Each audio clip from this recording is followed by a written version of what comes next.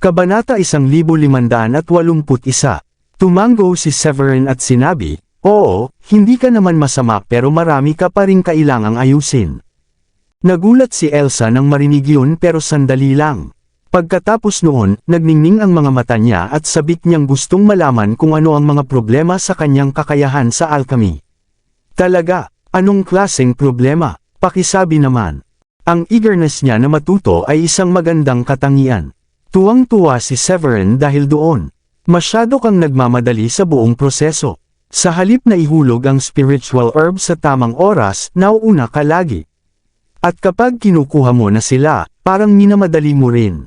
Dahan-dahan lang. Maghintay ka lang ng 2 o 3 segundo pa. Kapag mas kontrolado mo ang timing, mas gaganda ang kalidad ng mga alchemical peel mo. Talaga, siguro masyado akong hindi mapakali at kinakabahan kaya hindi ko napansin. Master, salamat sa payo. Tatandaan ko ang mga sinabi mo. Yumuko si Elsa bilang paggalang. Pagkatapos mag-isip-isip, sinabi ni Severin, "Sige, magpahinga ka muna. Pag-isipan mo ang mga sinabi ko at balikan mo para mas gumaling ka sa susunod." Tumango si Elsa, "Ikaw, hindi ka ba magpapahinga?" Ngumiti si Severin, "Hindi, balak kong gumawa pa ng 2 round. Kailangan kong masanay sa paggawa ng 3rd grade high-rank alchemical peels. Kapag mas sanay na ako sa mga ito, mas mataas ang chance kong makagawa ng 4th grade low-rank alchemical peels. Sana maging 4th grade low-rank alchemist na ako soon." "Master, masyado mong pinupuwersa ang sarili mo, pero mahalaga talaga ang pahinga. Nakakapagod ang paggawa ng alchemical peels, lalo na sa mental mo," sabi ni Elsa. Sa ngayon, lalo pang humanga si Elsa kay Severin. Ngumiti siya at umalis ng silid. Pagkatapos noon, gumawa pa si Severin ng 2 round ng alchemical peels. Pagkatapos, naligo siya at natulog. Kinabukasan ng umaga, nagising siya at nakita niyang hinihintay na siya ng 4 na babae sa hardin. "Wow, ang aga ninyong lahat." Isang napakagandang tanawin yun pagkagising niya. Bawat isa sa kanila ay maganda ang tindig at itsura. Ang makita sila araw-araw ay talagang nakakadagdag sigla. Sabi ni Sheila, "Syempre, may nagsabi kasi na ibibigay niya ang alchemical peel ngayong araw." Agad na kinuha ni Severin ang mga alchemical peel sa kanyang palad at binigyan ang mga babae. Habang inaabot niya, sinabi niya, "Huwag kayong mag-alala. Hindi ko nakalimutan. Ang mga peel na ito ay akma para sa attainment ninyo at sapat ang lakas para makatulong sa pag-level up. Kapag stable na ang level ninyo, makaka-progress pa kayo ulit." Tiningnan ni Sofia ang peel sa kamay niya at nakaramdam siya ng matamis na kasiyahan. Patuloy siyang kino-compliment ng ibang babaeng miyembro ng sekta dahil nakahanap siya ng mabuting asawa. Wala ni isa ang nakakita ng mali sa pagkakaroon niya ng iisang asawa na kailangan niyang ipagbahagi sa iba. Kung tutusin, hindi naman lahat ay nagkakaroon ng ganoong oportunidad dahil si Severin ay napakatalino at kahanga-hanga. "Hehe, honey, pwede kang mag-alchemy nang hindi nagmamadali.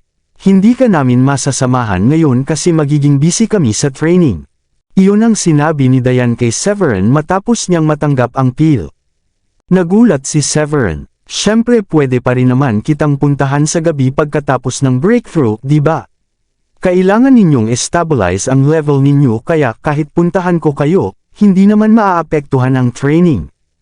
Napanganga si Diane. Sinabi lang naman niya iyon dahil gusto sana niyang magkaroon ng time sa sarili, pero hindi niya alam na ang galing ni Severin maghanap ng butas. "Manyak, iyan lang ba ang iniisip mo?" Namula si Sheila at nag-roll eyes kay Severin.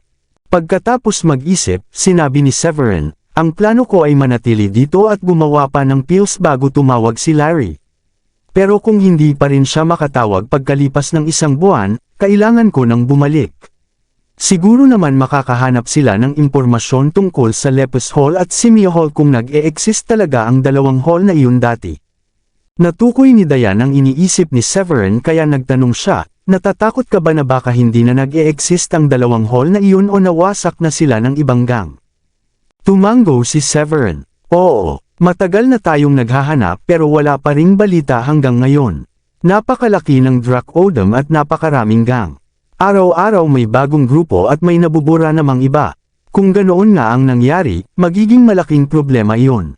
Nag-isip si Sofia at sumabat, kahit mawala pa ang dalawang hall, hindi ka ba pwedeng humanap ng dalawang level 1 warrior emperor at italaga sila bilang bagong hall master? Hindi ba ang mission mo ay buuin ang required 12 members lang? Natawa na lang ng pilit si Severin, hindi sure kung matatawa ba o may inis sa sinabi ni Sofia. May mapait na ngiti siyang sinabi, iyon ang pinakaayaw na option kung maubos na lahat ng paraan. Malinaw ang bilin ng master ko, hanapin ang 12 original hall masters. Kahit wasak na ang gang, basta buhay pa ang leader, dapat silang mahanap. Hindi counted kung papalitan ko sila. Napahiya si Sofia at napa-emote. Weird talaga ang master mo. Hindi ba ang mahalaga ay mabuo ang tamang bilang kahit sino pa sila? At saka sobrang taas naman ang requirements niya, kailangan lahat ay at least level 9 warrior king. Hindi ba sobra iyon? O baka may sikreto silang na hindi natin alam? Nagkibit balikat si Severin, wala akong alam tungkol doon. Basta ganoon ang bilin nila. At pumayag na ako, kaya dapat sundin ko. May 3 buwan at 20 plus days pa naman. Gagawin ko ang best ko. Tama, ang dami namang naghahanap, siguradong magkakaroon din ng balita. Kanina lang, sabi ni Larry ilang cities na lang ang hindi nila nasi-search. Malamang may maririnig na tayo after a few days, sabi ni Sheila habang nakangiting nagbibigay lakas kay Severin. Kinabukasan ng umaga, nagpasya si Sofia na dalhin ang iba sa lungsod para maglakad-lakad. Pagsapit ng gabi, nag-training ang 4 na babae habang si Severin ay abala sa paggawa ng alchemical pills. Hindi na malaya ng pagtakbo ng oras, at agad na lumipas ang 20 araw. Sa panahong iyon, araw-araw pumupunta ang mga Grand Elder ng Stormy Moon Sect upang humingi ng payo kung paano mas lalong mapahusay ang alchemy. Ang Great Grand Elder ay umangat mula 3rd grade low-rank alchemist patungong 3rd grade medium-rank alchemist. Samantala, ang 2nd Grand Elder ay umangat mula 2nd grade high-rank patungong 3rd grade low-rank alchemist. Sobrang saya nila sa kanilang improvement. Si Severin naman, 7 araw na ang nakalipas mula nang mag-breakthrough siya at maging 4th grade low-rank alchemist. Dahil dito, abala siya sa paghasa ng paggawa ng 4th grade low-rank na alchemical pills para mas gumanda pa ang kalidad ng mga ito. Surely the quality of this pill is at least superior quality, naisip ni Severin habang tinitingnan ang pill sa kanyang kamay habang nagtatrabaho sa silid. Hindi niya napigil ang mapangiti ng matagumpay. Halatang masayang-masaya siya sa kalidad ng alchemical pill. Paglabas niya ng silid, napahinto siya. 3 buwan na lang ang natitira bago ang takdang oras. Pero hindi naman nasayang ang panahon dahil nakapagbigay siya ng mahigit 200 3rd grade na alchemical pill sa Stormy Moon Sect. Araw-araw ay tumaas ang kakayahan at ranggo ng lahat sa sekta dahil sa pills, kaya hindi maipinta ang saya ng buong grupo. Bukod pa roon, nagamit ni Severin halos lahat ng 2nd at 3rd grade spiritual herbs, at pati ilang 4th grade low-rank herbs para sa paggawa ng pills. Dahil doon, nakaipon siya ng mahigit 3,000 pills. Ipinakita nito ang nakakabilib na bilis niya sa paggawa. Kung kumalat ang balita, siguradong malaking gulo at pagkabigla ang mangyayari. Ngunit nang maalala ni Severin ang mission niya, nagsimula siyang kabahan kung sasapat pa ang oras. Hindi lang siya nakahinga ng maluwag hanggang makita niya ang progreso ng mga babae sa kanilang training. Not bad at all, Sofia. 2 beses ka nag-breakthrough at naging level 9 warrior emperor. Kapag naging stable ka na, mabilis ka na lang magiging saint, sabi ni Severin nakita ang kasiyahan sa mga mata habang nakatingin kay Sofia. Ako, kumusta naman ako? Tumakbo si Sheila papunta kay Severin at nagpaikot-ikot sa kanya. Magaling ka rin, Sheila. Mula level 3 warrior king naging level 7 ka agad. Natutuwa ako sa bilis ng progreso mo. Tumango si Severin. Sumabat si Diane, ang bilis mong mag-level up, Sheila. Kahit level 8 na ako ngayon, baka maabutan mo ako agad kung ganyan kakabilis. Tumawa si Sheila at nagsabi, Diane, sana nga maabutan kita ngayon din. Pwede bang maghintay ka muna, konting-konti na lang talaga. Sa huli, tumingin si Severin kay Elsa, tumango bilang pag-aproba, at sinabi, level 4 warrior emperor, good job.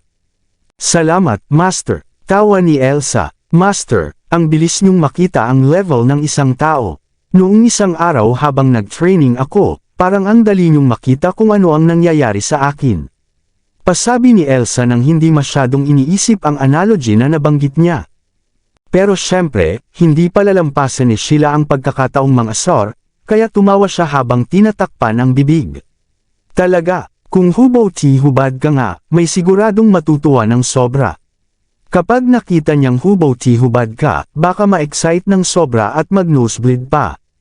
Nanlaki ang mata ni Severin at tinitigan si Sheila ng seryoso. Ano bang pinagsasabi mo, Sheila? Hindi naman nangyari sa akin yun kahit tatlo kayong hubad. Sa tingin mo ba wala akong self-control? Ngumisi pa rin si Sheila at sumagot ng malikot, iba naman kasi yon. Sanay ka nang makita kaming walang suot. Kaya syempre walang masyadong reaction. Pero si Elsa, iba iyon. Baka may mangyari kapag nakita mo siyang unang beses na hubad. Sandaling tumigil si Sheila, na may naisip, at nagsabi, bakit hindi mo subukan? Tingnan natin kung ano ang mangyayari. Napailing na lang si Severin dahil hindi siya makapaniwala sa sinabi ni Sheila. Wala talagang hangganan ang kalikutan nito. Mabilis siyang tumingin kay Elsa para masigurong hindi ito na-offend. Elsa, huwag mo nang pansinin ang sinabi niya. Mahilig lang talaga siya magbiro, hindi niya sinasadya. Namula si Elsa mula mukha hanggang leeg at halatang nahiya. Pero hindi pa rin tumigil si Sheila. Tuloy-tuloy pa rin ito sa pang-asar. Siyempre biro lang iyon. O iniisip mo ba talaga kung mangyayari? Grabe naman, parang may gustong makakita. Hindi napigilan nina Diane at Sofia ang kanilang tawa hanggang sumakit ang tiyan nila. Si Severin naman ay hindi na alam kung paano mag-react. Bigla na lang tumunog ang cellphone niya. Si Larry, kinuha ni Severin ang phone at tiningnan kung sino ang tumatawag. Natuwa siya at napaisip, tumatawag kaya siya dahil may balita na tungkol sa Lepus Hall o Simi Hall. Wala nang saysay na hulaan, sagutin mo na, sabi ni Diane nakita ang saya at kaba ni Severin sa mukha. Natural, madali ang paghahanap sa 10 hall, pero ang huling 2 hall ang sobrang tagal hanapin. Isa na lang ang kulang para matapos ang mission, kaya ito ang pinaka nakakakaba sa lahat. Sinagot ni Severin ang tawag. Larry, ano yun? May balita ka ba tungkol sa Lepus Hall o Simi Hall? Sumagot si Larry, Supreme Leader, nahanap na namin ang Lepus Hall at naipaliwanag na namin lahat sa kanila. Nandito na rin sila ngayon sa Southlink City at nakaayos na ang lahat. Haha, ayos yan, tawa ni Severin, at nagtanong pa, kumusta naman ang iba? Ano ang attainment ng Hallmaster ng Lepus Hall? Sumagot si Larry, ayos naman lahat, pero mababa pa ang attainment ng Hallmaster, level 6 Warrior King lang. Pero may 3 buwan pa tayo, di ba? Hindi malaking problema iyon. Kailangan mo lang bigyan siya ng 2 alchemical pills. Masayang ngiti ang lumabas kay Severin. Level 6 Warrior King. Ayos na iyon. Hindi na kailangan ng 3 buwan. 20 araw lang, level 9 Warrior King na siya. Pagkatapos ay nagpatuloy si Larry, may impormasyon na rin kami tungkol sa Simi Hall. Hinihimay pa namin ang detalye. Huwag kang mag-alala, buhay pa sila at may ebidensyang nagpakita silang nasa isang lungsod kamakailan lang. Tinutuloy pa ng mga tao natin ang paghahanap. Sa tingin ko may magandang balita ka nang matatanggap sa akin soon. Great, great. Sa wakas, gumaan ang pakiramdam ni Severin. Pagkababa niya ng tawag, huminga siya ng malalim. Girls, nahanap na ni Larry ang Lepus Hall at nakalipat na sila sa Southlink City. Level 6 Warrior King ang Hallmaster kaya kailangan niyang humabol. At tungkol sa Simi Hall, makakarinig daw tayo ng balita anumang oras. Naisip ni Sofia at nagtanong, ibig sabihin ba nito, babalik na tayo? Tumango si Severin. Oo, aalis tayo makalipas ang 3 araw. Maraming salamat sa lahat ng sumusubaybay. Please subscribe and follow my YouTube and Facebook channel, Filipino Novel. Maraming salamat po. Kabanata 1585. Sa isang iglap, 3 araw na ang lumipas. Tiningnan ni Sofia si Burke at nalungkot siya sa pag-alis nila. Dad, aalis na kami. Mag-ingat po kayo palagi. Tumango si Burke. Paalam. Alam kong hindi ko kayo kayang panatilihin sa tabi ko habang buhay. Masaya ako na napangasawa mo si Severin. Mabuting tao siya. Pagkaraan ng isang sandali, nagpatuloy siya, ang tanging nais ko lang ay makita kang masayang namumuhay. Iyon lang ang hinihiling ko. Inilabas ni Severin ang isang porselanang bote at iniabot kay Burke. Father-in-law, may inihanda akong regalo para sa inyo. Pakiusap, tingnan niyo lamang ito kapag nakaalis na kami. Haha, sige. Tinanggap ni Burke ang bote at malakas na tumawa. Maya-maya, inilabas ni Severin ang lumilipad na espada at pinalaki ito. Pagkalundag ng lahat sa espada, kinontrol niya ito at mabilis na lumipad palayo. Hoy, nagbigay ka na naman ba ng third grade alchemical pills kay Dad? Bakit ka nagbibigay pa? Hindi ba binigyan mo na siya dati? Tanong ni Sofia na may ngiti. Kahit ganoon ang sinabi niya, tuwang-tuwa siya kay Severin. Ngumiti si Severin at nagsabi, oo, nagbigay ako ulit sa kanya. Bilang pinuno ng sekta, kailangan niya ng maraming alchemical pills para sa matatag na pag-unlad at kinabukasan ng sekta. Mr. Burke, napakabuti ng manugang ninyo. Naghanda pa siya ng dagdag na alchemical pills para sa inyo bago umalis, sabi ni Jinlock habang nakatingin sa direksyon na niliparan ni Severin. Tumango si Burke at napaisip.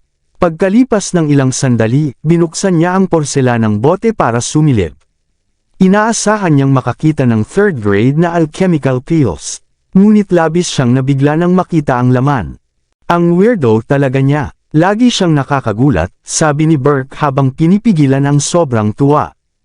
Surprise! Binigyan ka ba niya ulit ng marami? Ilan? 100 o 200? Tanong ni Jinlock nang may pagtataka. Hindi. 10 lang. Ngumiti si Burke. 10 lang. Akala ko naman sobrang galante siya. Bakit ka nagulat kung 10 lang pala? Iniabot ni Burke ang bote. Tignan mo na lang. Kumalumbaba si Jinlock, sumilip, at napabulalas. Oh my God! Oh my God! Hindi ba ito 4th grade low-rank alchemical pills?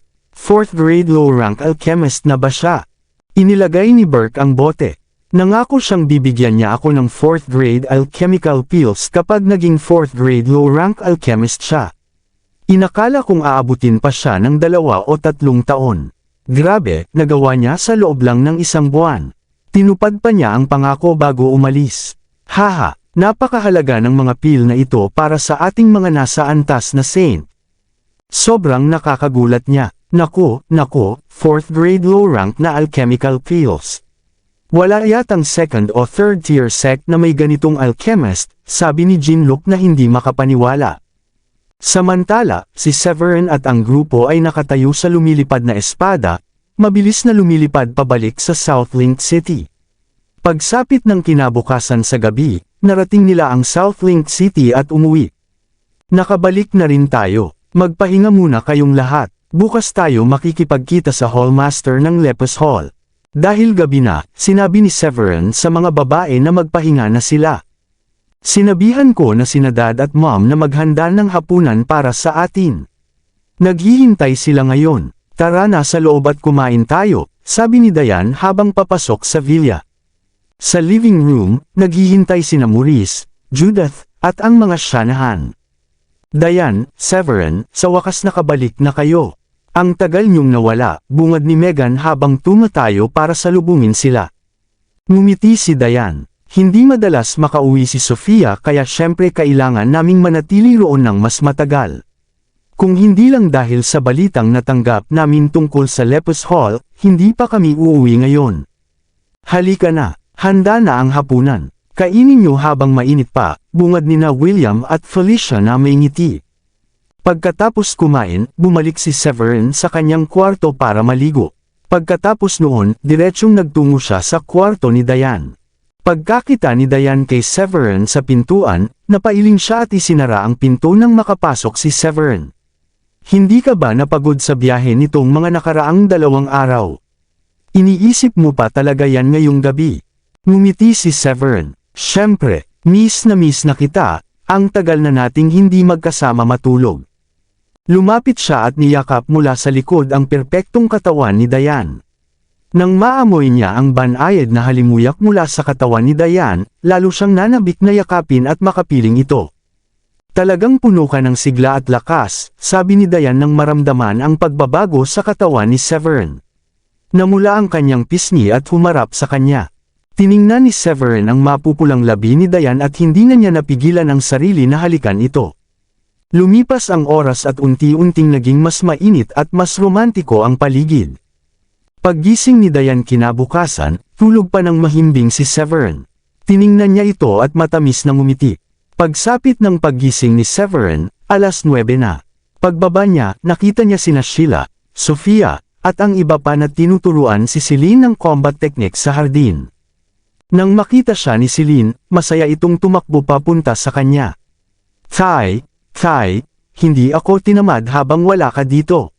Sabi nila Lily ang laki na raw ng improvement ko. Kagabi, nang dumating si Severin, hindi niya masyadong napansin ang attainment ni Celine.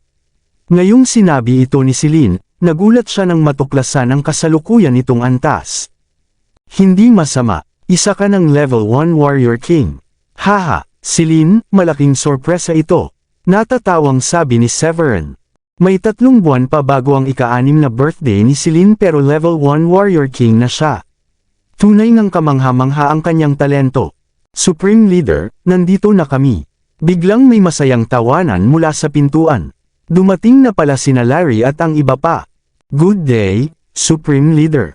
Ako si Fiona Dudley at ako ang Hall Master ng Lepus Hall, pakilala ni Fiona.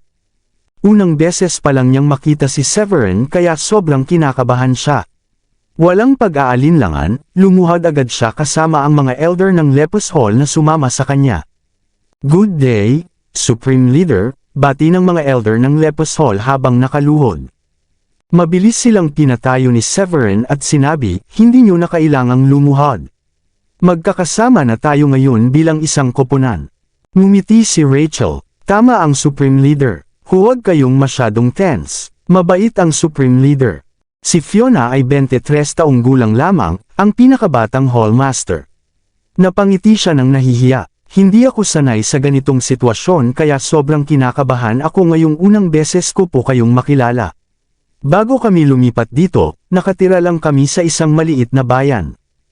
Pinakalma siya ni Severin. Huwag kang mag-alala, masasanay ka rin. Nasabi ba nila sa iyo na pupunta tayo sa Mount Ermoni sa lalong madaling panahon? Tumango si Fiona.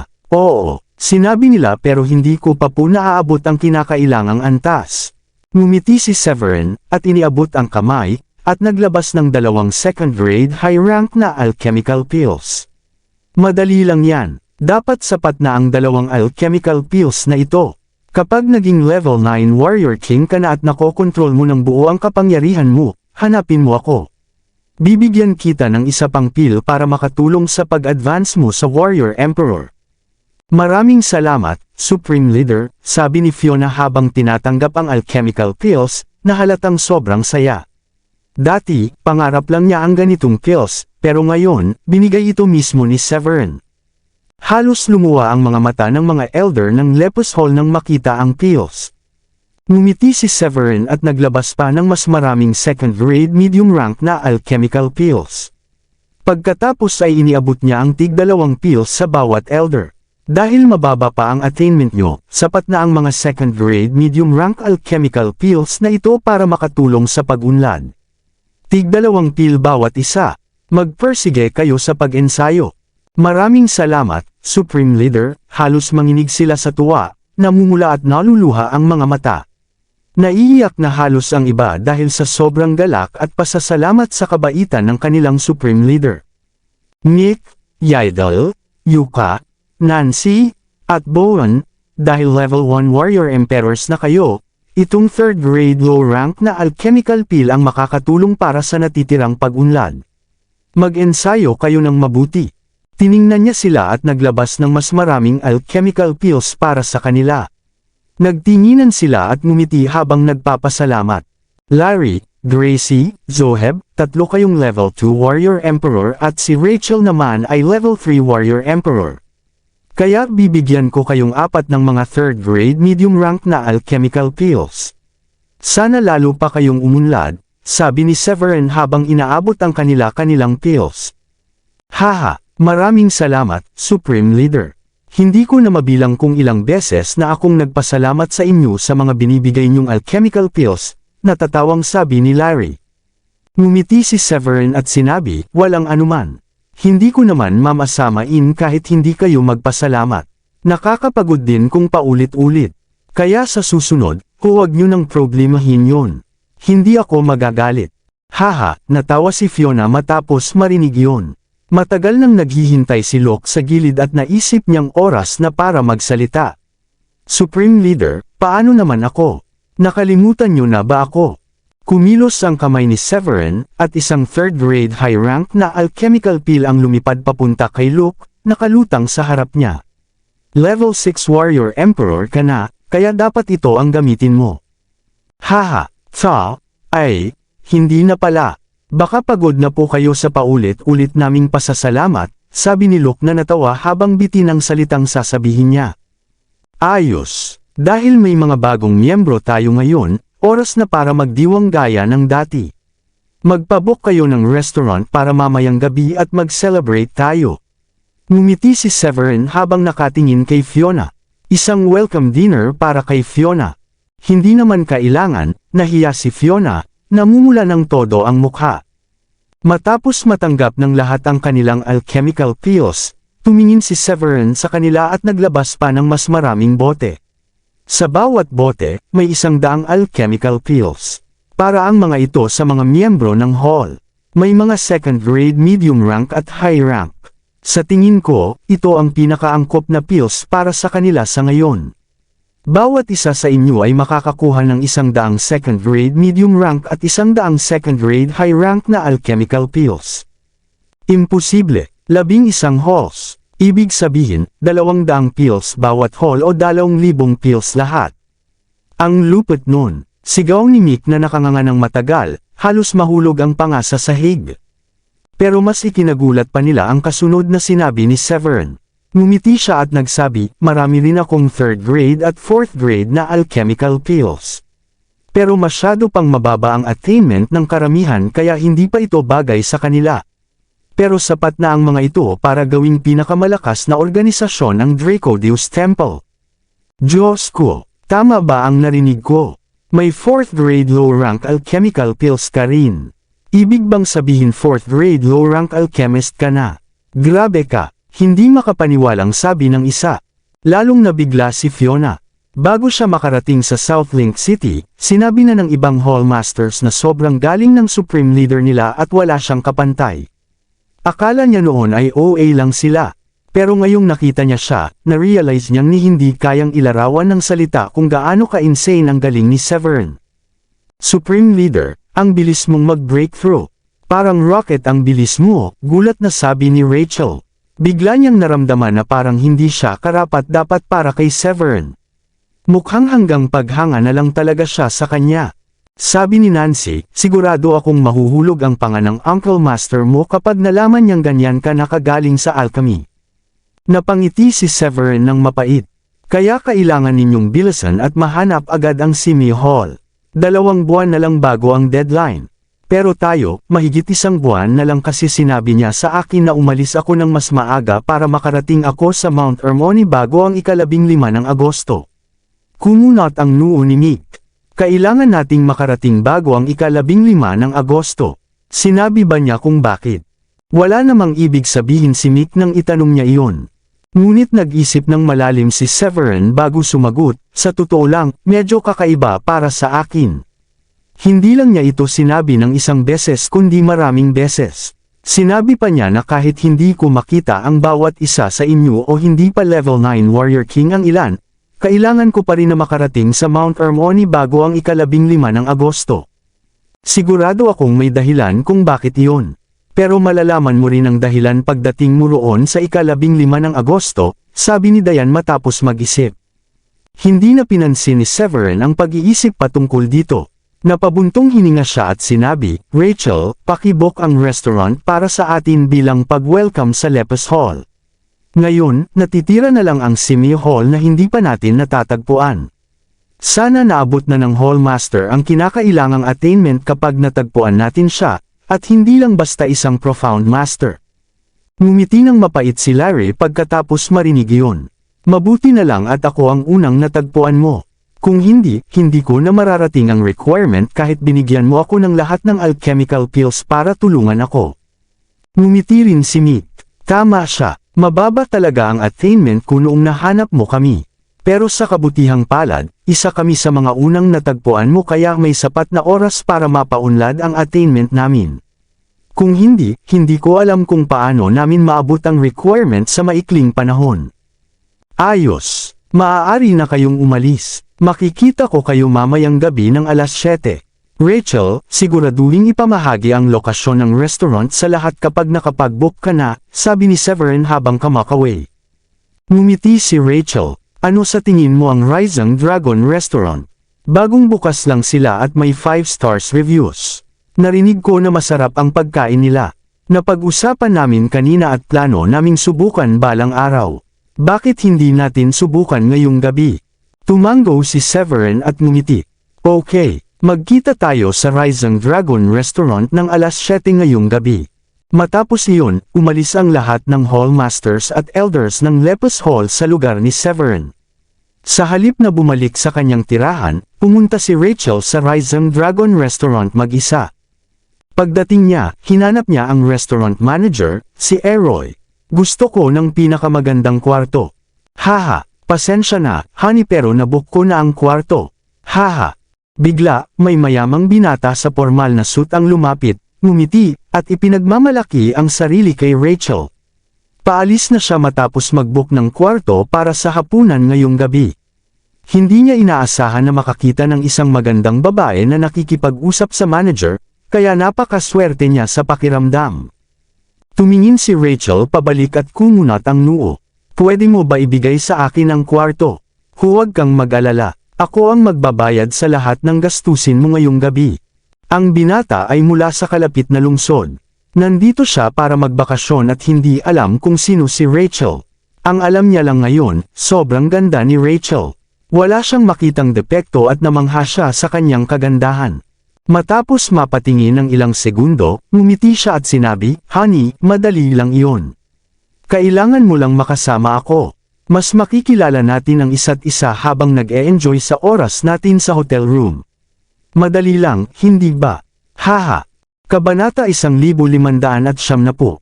Sa gulat, wala pang ibang nakilala si Rachel na nang-ahas na makipag-usap sa kanya sa ganitong paraan sa Southlink City. Pinalawig niya ang mukha at sinabi, "Alam mo ba kung kanino ka nakikipag-usap? Alam mo ba na inilagay mo ang sarili mo sa malaking panganib sa pagsabi ng mga iyon sa akin? Talaga, ako si Tommy mula sa first year upper class na pamilya sa Kensett. Sinasabi mo ba na dapat akong matakot sa iyo?" Ngumisi si Tommy. Sa katunayan, bully siya sa Kensett kung saan maaari niyang gawin ang gusto niya at makuha ang kahit ano nang walang kaparusahan. Wala pang nakatatakot sa kanya tulad ni Rachel. Kaya hindi siya natakot kay Rachel. Ako si Rachel at hindi natatakot sa kahit sino. Wala akong pakialam kung ikaw ay mula sa first year upper class na pamilya o maging ang mayor. Papatumbahin kita kung iiritahin mo ako, sabi ni Rachel. Hindi mahalaga kung tinanggihan siya ng lalaking ito na ibigay ang kwarto. Sa pinakamasama, maaari niyang i-book ang ibang kwarto. Ngunit hindi niya matitiis ang pambubuli o pagpapakita ng kapangyarihan ng lalaking ito. Anong sabi mo? Anong pangalan mo? Rachel, ang Hallmaster, Rachel. Nang malaman ni Eroy kung sino ang ginugulo ni Tommy, nag-react siya ng gulat. Tumango si Rachel at hindi na nagsalita pa. Nagulat si Eroy. Pagkatapos ay hiniling niya kay Rachel na maghintay sandali at hinila si Tommy sa gilid. "Mr. Tommy, mas mabuting pabayaan mo siyang kunin ang kwarto. Alam mo ba na kaya kanyang patayin sa isang palo sa mukha kung makipag-usap ka sa kanya ng ganyan? At hindi gagawa ang mga magulang mo o maghihiganti kung patayin kanya. Baka kailangan nilang lumuhad sa kanya kapag nalaman kung sino siya." Pinahid ni Eroy ang pawis sa noo at nagsabi ng may takot. Sa totoo lang, alam ni Tommy na mas nauunawaan ni Eroy ang sitwasyon sa Southlink City kaysa sa kanya dahil siya ang restaurant manager ng isang 5-star na restaurant. Kumunot ang noo niya at nagtanong, ano ang deal sa kanya? Siya ang Hallmaster ng Serpent Hall. May 11 halls na dapat nating pag-ingatan at ang mga halls na iyon ay pinangalanan ayon sa 12 zodiac signs. Isa sa mga iyon ang Serpent Hall. Ang pinakamahalaga, ang mga halls na ito ay nasa ilalim ng gobernador ng South County. Narinig ko na binubuo niya ang lahat ng 12 halls. Sa ngayon, 11 halls na, ngunit may halos 70,000 tao. Ang mga tao ay mahusay sa training at skilled fighters na may mataas na attainments. Hindi ko alam kung totoo ito o hindi, pero narinig ko lahat ng Hallmasters nila ay warrior emperors. Pagkatapos magsalita ni Eroy, punong-puno na naman ng pawis ang noo niya. Pinunasan niya at lihim na tumingin kay Rachel. Ang boss ko ay malinaw na nagbigay ng utos na hindi namin dapat e-offend ang sinumang miyembro ng Draco Deus Temple na pumupunta dito. Dapat naming ibigay ang pinakamagandang serbisyo. Nakakatakot talaga, nilunok ni Tommy nang may takot. Kung may 11 halls na, ibig sabihin may 11 warrior emperors na sa Southlink City. Katulad ng attainment stage ng mga commanders ng Dracodom.